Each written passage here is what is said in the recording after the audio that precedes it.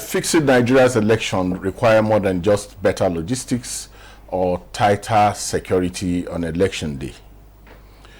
It demands a hard look within many of the challenges to electoral integrity are set to be rooted in the internal dynamics of Nigeria's political system. Despite reforms and new technologies, issues like vote buying remain alarmingly common as the public call for change. The real test lies in whether our institutions can reform themselves from the inside out. How do we begin to dismantle these internal obstacles? What role can insiders, the media, and civil society play in restoring credibility to the process? These are some of the big questions we'll be unpacking on the program today. I am Ezenwa. Welcome to NTA News 24 Electoral Reform Half Hour. This program is brought to you by PRIMORG Advocacy and Advancement Center in Africa, PAACA, with support from MacArthur Foundation. Our guest tonight is Augustine Agbonsuremi. He is the founder and executive director of PRIMORG Progressive Impact Organization for Community Development, Abuja, and PRIMORG Foundation, Regina, Canada. He is a development associate, good governance advocate, broadcast journalist, editor, TV and radio host, and PR media consultant. Austin, welcome to the program. Thank you so much, and so glad to be here with you today on this program. It's very interesting having to pull you out. I like I said off air, I didn't know whether you were here or you were in Canada. Yeah. And so how has it been for you? Very nice, very nice. So good to have a feel of what is happening here. Electoral Reform Half Hour has been on for, close to a year now, and it's our place to do what we know how to do best, which is electoral reform issues. And I know that coming from your very, very wide experience in the media and now in civil society, I don't think that any guest can be any better. Thank you for the honor today. So from your experience in both media and civil society, what are the most critical internal challenges within Nigeria's electoral system that hinder free, fair elections? How can these be addressed? Now, when you talk about elections in Nigeria, it's a whole big package. Like you said, unwrapping it means taking a holistic look at the total package of what elections. Where it is not just about campaigns by political parties or selection of candidates. It is not just about going to vote. It goes beyond all this to getting the result out and getting people with the mandate of the electorate coming up to be the ones that has elected under our democratic system to hold governance. The challenges also flow from one stage to the other. But like you said, we want to narrow down to which were the most, I would say, traumatic. The one that we know if they are removed, we can begin to look at some others. Now, it is difficult to pinpoint exactly the cover. Yeah. But what runs through all of it is what we can see as corruption. It runs through all this process, whether it is the process of getting the candidate, whether it is the process of internal party democracy within the party, whether you are talking about godfatherism or the big people with deep pockets getting the candidate, which is actually the unfortunate aspect of our democratic system, the one we run here, the one they run in the US, that the electorate at home only deal with the choices made by the political party. So if the political parties, like what was going to happen during the 5 fingers of Abacha, yes, if all the political parties say this is the man we want, the electorate at home don't have the choice. Now, from the selection to the voting itself, there's corruption that runs through all of it, and we are also familiar with what the challenges of the Independent National Electoral Commission, the way they have also tried to manage to overcome some of the challenges. The problems the Independent National Electoral Commission had in 1999 they are not the same problems what they are now. confronting today. There are traditional election challenges that have gone, snatching of ballot papers, carrying the ballot box, and a whole lot. If you like, go and carry the ballot box now. It makes no meaning. So, but technology has been able to help to minimize it. So the greatest challenge is corruption that runs through all that. But if we want to itemize the others, we have vote buying, which is also an element of corruption. We have violence. Violence is still available. You know, the European Union, they said 35 people died during the 2003 elections, but 2023.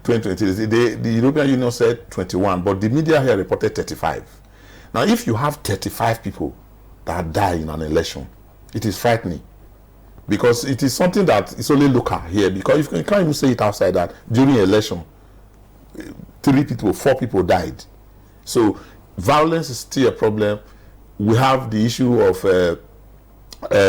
the political parties that are not structurally organized to have ideology. Of course, you also see that now in the decampment we are seeing. People just move from one party. It has to do with the fluidity of our party. So they just look at the way it's favorable, which means even the party system is a challenge. Then we now come to the Independent National Electoral Commission. The Independent National Electoral Commission, we must commend the steps we have taken since 1999. The electoral reforms, the panels that have been set up over time, telling the National Assembly to do one thing or the other. We have seen what they have tried to do, but the challenge is still there, because some of the problems, like we have seen in courts, because they're actually visible, it is like torchlighted in the judiciary after all the election. You now begin to see that, even the technology we say was going to work didn't work. Then the burden of proof is not on INEC, it's on the person who I think we because of the time that we have, I would just want to, let's look at how does internal factors perpetuate some of these electoral challenges that you talk about, vote buying, and what are there also external pressures that accentuate them really? Yes, there are a lot of factors internally, and when we talk about internally now, we are looking at the operatives within the independent, yes, and the security agents who and then the guys who conduct these elections. Yeah, is there a way they incentivize some of the challenges that we talk about? They actually, it is in their own locality that you actually find and see that the problems really do exist. If you look at let us talk about security now. Let us talk about security, because elections must be secured. The voter must be confident that when he gets to the poll, he is safe. He or her is safe. We must be able to protect those electoral officers who are in the field, considering the fact that the volatility of the crisis between the political parties, we saw what happened in Lagos during the elections, yes, where some people said, if you are an Igbo man, you cannot vote, and you are going in there, they tell you cannot vote. It will take the man with a gun to drive them away and allow you to vote. So if you look at the insecurity, it is as a result of the idea to perpetuate, idea to do what you feel. Internal and external pressures. Yes, both internal and external pressures. You qualify as a media veteran by all standards. So how does media coverage of elections in Nigeria contribute to either exposing or perpetuating electoral malpractices? What changes are necessary within the Nigerian media institutions to better support electoral integrity? I think we must commend the media, not because I I was at the head of the political operations. That's why I said so, you. So we must commend the effort of the media in covering elections. Some media houses actually do live from polling units. They follow the vote from the polling unit to the collation centers. We must commend the effort that the media is making to let Nigerians know what is happening. But the media can only, at best, let you know what they can see. If they are buying votes. I remember that I covered an election in Edo State, in Uromi, where there were 2 trucks at both ends of the feed, where voters go to collect money in one of them, and they are given some paper, and then they go and deposit the other paper where they collect money, where they validate the vote they have done. The media have they reported it, but how much is the report going to really do? Because the burden of proof, before the security people can take the media seriously at that point of location, you have to go to the police station to go and report. Before you come back, the whole thing is over. So the media houses are supposed to do what they are doing, report what they see on the feed, and let the people know, particularly the broadcast media that take it live and they take everybody on, let everybody know, look at the collation center, everybody is at home, and then they are able to follow. That is the beautiful work they are doing. But to the extent that they are not capable of, they don't have the powers to arrest, they don't have the powers to prosecute, they will only just report what you have. So many of the things that we have reported in the past, none were followed up. So PRIMORG is very strong on the whistleblower relationship in terms of how do you think whistleblowers can help in electoral corruption? And then, more importantly, what practical protection incentives should be put in place to encourage insiders to expose? It's very, very difficult. Whistleblowing is not a native of Nigeria yet. We are babies in when we talk about whistleblowing, because the central thing about whistleblowing is protection for the person who is blowing the whistle. If you blow whistle, I can give you 5 or so, 2, 3, 4, 5 examples of people who blow whistle and they are in for it.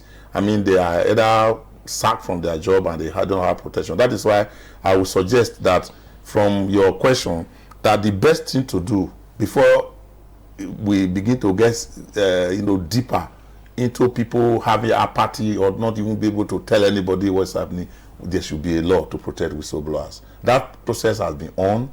The government came up with a policy, beautiful policy, but that policy is not a law. We must be able to put it down that if you blow the whistle, you are protected. If that is not there, then it is difficult to...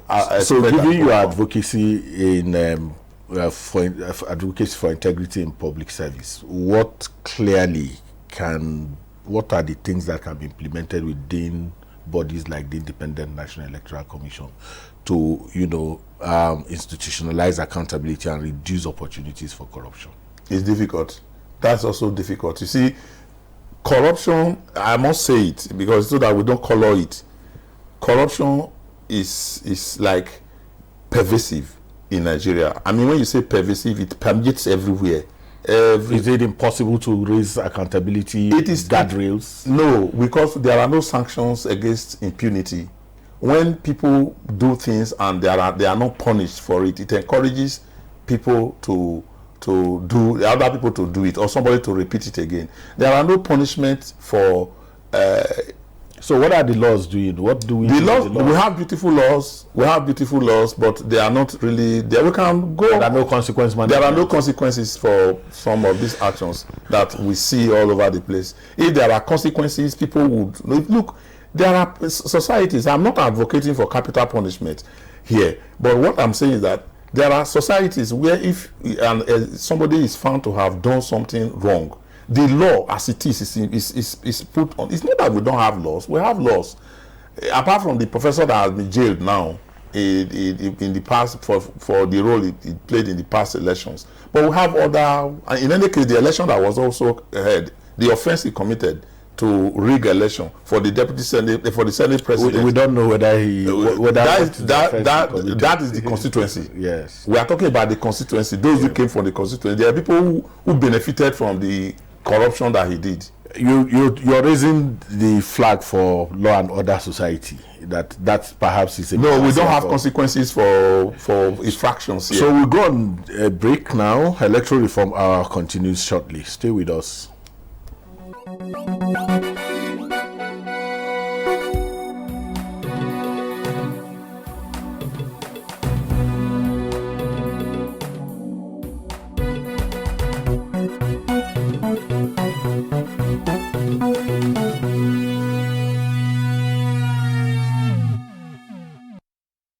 Back, we are still, speaking with Augustine Agbonsuremi, Executive Director of Progressive Impact Organization for Community Development, PRIMORG.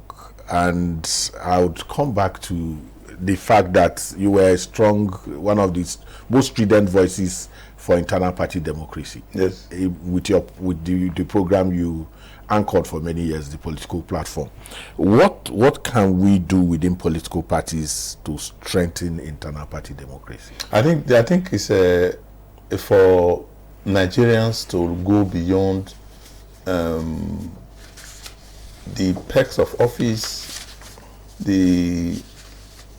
because what the average politician look forward to, what the political party look forward to is to what they look forward to is to get to an office and get themselves, some goodies.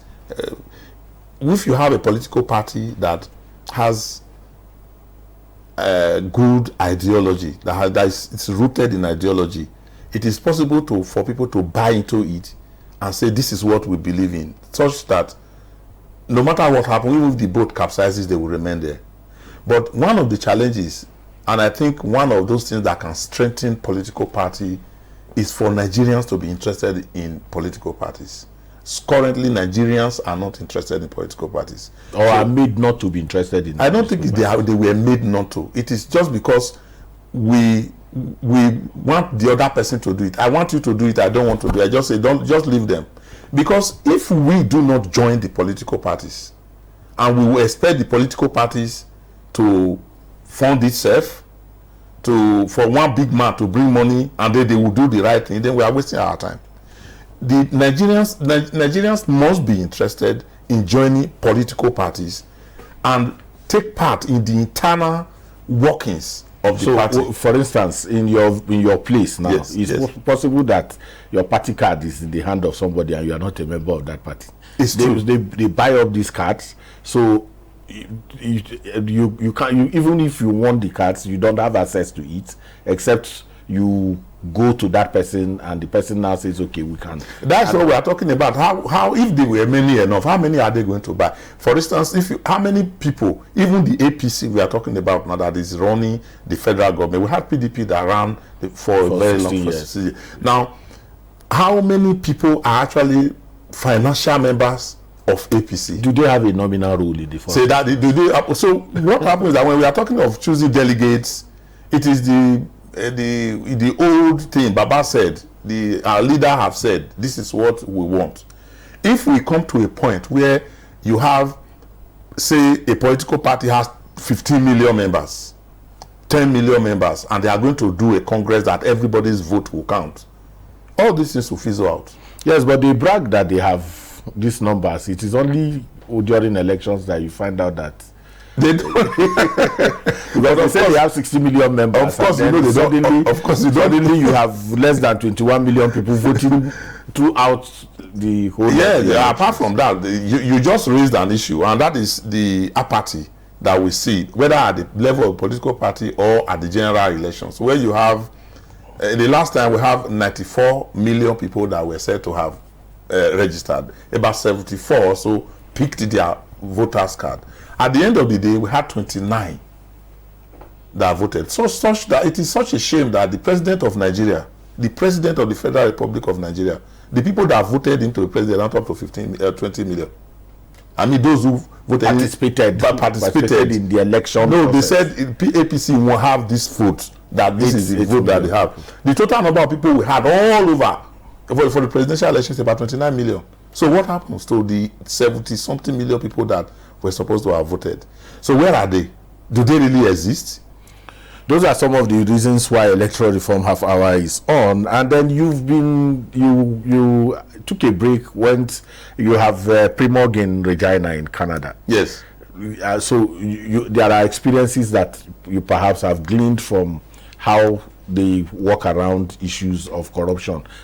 Are there something that you've picked up that can help us reduce, incidences of corruption in our electoral process? Yes, there are two different environments altogether. Like you said, you mentioned it in the past, and then there are two different environments altogether. There are the Canadian society, the Canadian system does not permit some of the things that are permitted. There's sanction. People know that if they do anything wrong, they will be punished for it. You don't have to beg for it. And some of the things that happen, the people volunteer. During elections, you just fill up a form, you volunteer to go and be a presiding officer. You volunteer your time to go and be a presiding officer. You are not paid for it. No, you are not paid for it. They take you through 1 week of training. This is what to do, this is what to do, online. You don't even need to go anywhere. They take you through some training, and then you volunteer. You go there and do the job. It doesn't matter whether you are white, black, or you are colored. You do it. Now, what do we do here? A political party here, like what we have seen in the cases, PLAC just released the report on from the ballot to the courts. There's hardly a political party in Nigeria, even the APC, that can have agents in all the police stations around the whole of Nigeria. And yet, the judiciary expect that you will bring witnesses from everywhere. No, the parties had 96%. There are parties that had 96%. I don't know how correct that is. No, it is. That you saw it. It is written. You were in Benin or in Enugu monitoring elections, and they tell you that there is 96%. I don't know the veracity of that. I don't want to believe it. That it is true that they have 96% of all the polling units covered by elections. If in any case, what happened to the other 4%? Even if they have 96%. So what we are saying is that apart from the major political parties that will actually be able to summon up courage to have up to 50, 60 as it is, we're now 96%. The other political parties, some of them are just localized in one local government or in one state, and they are only able to just take that. There's nothing wrong with that, because in societies you have a green party that is just in one county and they take care of it very well. Well, the difference between our society and that society is the enlightenment level and the commitment of citizens to want to see things done right. And then there is punishment for anybody who attempts to derail the process. Well, we are on a home run now. Just your quick thoughts around first election in one day. People are having that conversation right now, whether we should have all our elections in one day. And there are also conversations about the mode for appointment of INEC chairman. Whether you hold elections one day or you scatter it, it is the same problem we are going to have. The commitment is the same problem. If you like, have all the elections one day. It is more economical to have elections one day, because the costs will drastically be reduced by maybe about 20, 25, 30%. It will go down, because the same people you are using, you have the president's box here, you have the other one box here, you just go there and put all your, and the counting takes place. But we don't want to do that because of the bandwagon effect. So it is the governor helping the president helping the governors, and they try to. So it's a mutually reinforcing. Yeah, reinforcing. So the idea of a chairman for the Independent National Electoral Commission, the process in the law we have is fine enough. It is not. There's no problem with it. It is just the operationalization of it. This is where we draw the curtain on this episode of Electoral Reform Half Hour, and we wish to specially thank you, Augustine Agbonsuremi, for your time on the program. Thank you so very much for joining us.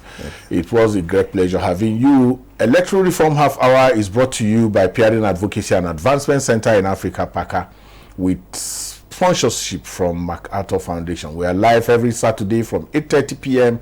to 9 p.m. with a repeat broadcast every Sunday at 2:30 p.m. on same station. Thank you for watching. I am Ezenwawagu.